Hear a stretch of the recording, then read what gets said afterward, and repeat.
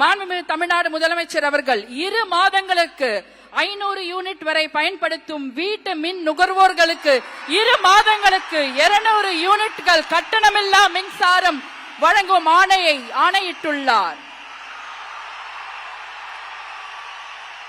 மாண்புமிகு தமிழ்நாடு முதலமைச்சர் அவர்கள் பெண்களின் பாதுகாப்பினை மேம்படுத்தும் பொருட்டு தடுப்பு மற்றும் பாதுகாப்பு யுத்திகளை முதன்மை மற்றும் ஒற்றை இலக்கை கொண்டு செயல்பட சிங்கப்பெண் சிறப்பு அதிரடி படையை உருவாக்குவதற்கு ஆணையிட்டுள்ளார்.